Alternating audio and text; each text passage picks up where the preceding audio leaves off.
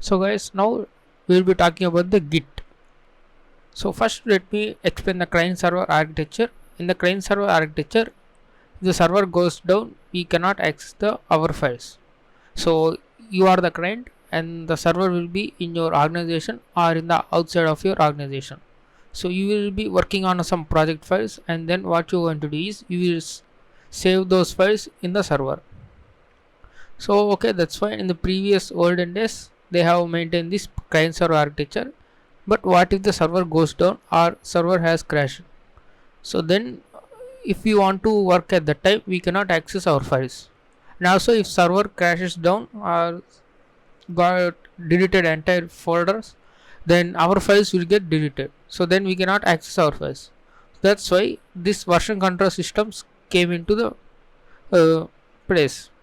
In version control systems, you, your friends, and server will have the project files.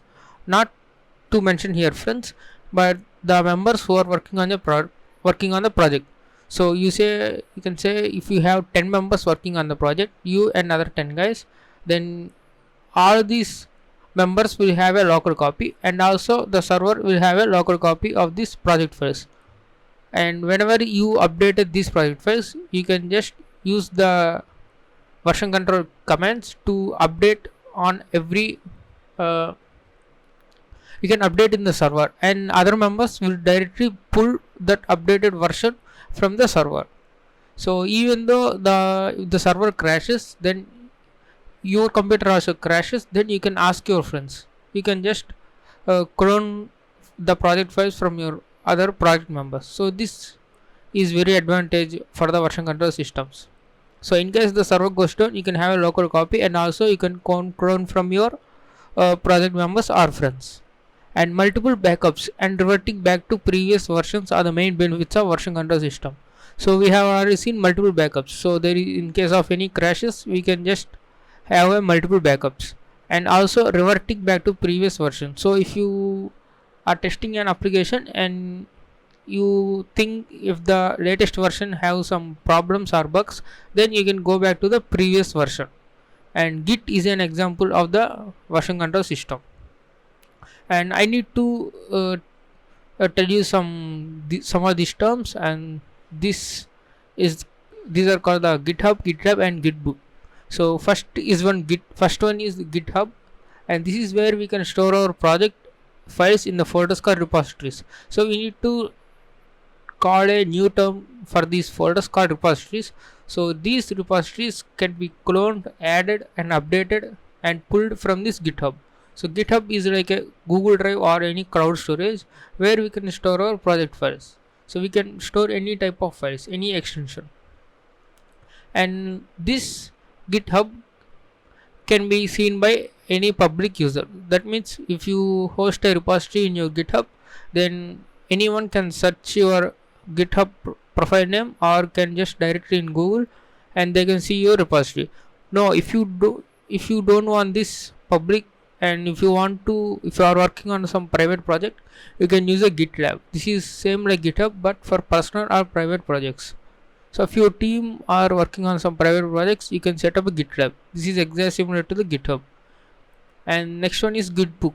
This is more for documenting your information. So Gitbook is like a digital notebook, and you can have the some pages, and in that pages you can write the content in Markdown or HTML format. So these three are some main important. And recently Microsoft has purchased the Git, so we can create private repositories in the GitHub itself. So previously we have to maintain the public and private repositories separately in GitHub and GitLab. So with the Microsoft purchasing Git, we can just directly create the private repositories in GitHub itself. And I want to tell you these two topics. First, working directory or tracking. So this is where our project files resides. If you have 10 files, and you can add them to the working directory or tracking. So this working directory or okay, sorry, I wrote the spelling mistake here. Okay, this working directory or tracking keeps the track of the changes of these files. You need to add your desired project files into this working directory. and you can check the status of these files, whether these are modified or not. So if you think these are modified, you need to add those files to the staging area. So this staging area is where our committed files are. Simply we want to save state of the particular file. So if you are if you modified a file and you want to save the state or the change, you need to add that to staging area. So after adding the files to staging area, we can now push to the repository or can edit further. So pushing to repository means the files in the staging area will be sent to the our GitHub server, or like you just pushing to the GitHub server. So now GitHub repository contains the files in the staging area. So the files in the staging area means updated files in the working directory. Okay, I think you have understood now. Now let me explain this again. First we will have some project files, say 10 project files, and you need to add them to the working directory. And then if you have changed any file, you need to add them to staging area if you want to save that state of that file, and then you can push to the repository or you can edit further. So you have two choices, either you can push to repository or you can edit further. And you can also revert back to this previous versions using the revert command. So we will look in that in the next video. So these two are the main.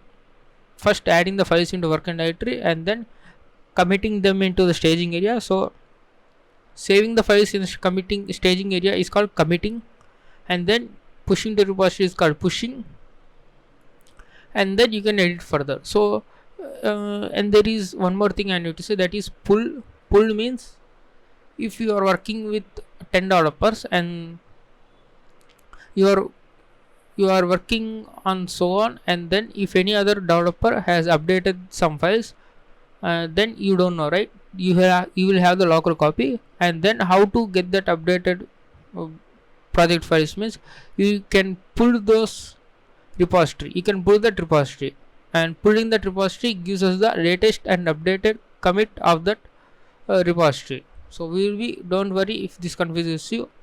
When we are doing some practical, you will get clear.